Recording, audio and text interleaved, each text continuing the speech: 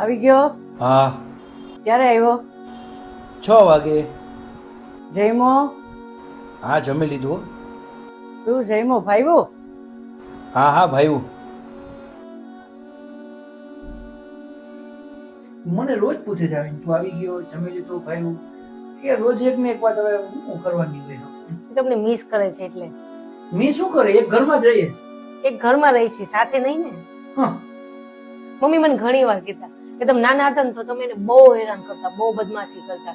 પાથરેલું હોય ને હવાલા રાતના સુવા માટે બધાયનું તો તમે એ વીખી નાખતા, ઓઢવાના બધાયને ખોઈ નાખતા, ત્યાં પાયણા પાછળ ઓલા ટંકમાં ને એમ બધું નાખી દેતા. મમ્મી કપડાં ધોવા બેઠા હોય ને તો એનો સાબુ તમે લઈને ટાંકામાં નાખી આવતા. ઈ નાવાની ડોલ ભરીને બેસતા તો એ ડોલી તમે હંતાડી દેતા. ક્યાંક નાવા જેવા જાય ટુવાલ ઓલો લટકાવેલો હોય તો ટુવાલ તમે ફેંકી આવતા. કેટલી રીતે તમે, અને મમ્મીને પેટ પકડીને તમે એને હસાવતા. અને જયારે મમ્મી બેઠા હોય ને તો તમે વાંકા ચોકા મોઢા કરી અને તમે એને હસાવતા. શાક લેવા જાય તો તમે એને ખેલી ખેંચીને ભાગી જતા. અને હુતા હુતા અડધી રાતે તમે ઉઠી અને એને કહેતા મમ્મી મને ગોળ પાપડી કરી દે ને, તો તમને અડધી રાતે એ તમને ગોળ પાપડી કરવા ફટ દઈને ઉભા થઈને કરી દેતા. એ કોઈ દિવસ ઓલું નથી કર્યું એમાં મમ્મી. આ બધું મમ્મી મિસ કરે છે. ના ના એવું નથી, પણ હવે સંજોગ ફરી ગયા છે અત્યારે. હા, સંજોગ તો ફરી જ ગયા છે ને. ત્યારે ઈ જેટલી ઉંમરના હતા ને, તમે અત્યારે ઈ ઉંમરના છો. ત્યારે જે તમારો સ્વભાવ હતો ને, અત્યારે એનો ઈ સ્વભાવ છે. ગઢપણ ને બચપન બેય સરખા.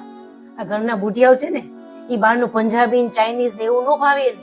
એને તો તમે એની પાસે 10 મિનિટ બેહો ને મીઠી મીઠી વાત કરો ને, ઈ એને ચાઇનીઝ પંજાબી માને. ઈ કે ભાઈને ફરવાને એમ ન જઈ શકે, પણ તમે એની પાસે અડધી કલાક બેસો ને તો એમ થાય કે ઓહો ક્યાંય ફરી આવી. એને એવું ફિલિંગ આવે. જેમ નાનપણમાં આપણે મા બાપ સિવાય કાંઈ ન દેખાતું ને, અત્યારે આ બુઢિયાઓને છોકરાઓ સિવાય કાંઈ ન દેખાતું હોય. ઈ છે ને તો એની યાર હસી ખેલી ને રવી લ્યો, બધું કરી લ્યો. પછી નહીં હોય તો તમે અફસોસ કરશો કે હવે કાંઈ નથી રહ્યું. એના કરતા મેં હરખી રીતે રહી ગયા હોત તો. કેમ કે દુનિયામાં બધું મળે છે પણ મા બાપ નથી મળતા.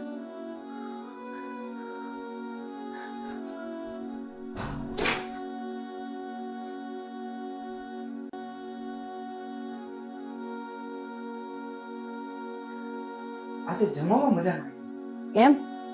ખબર નહીં.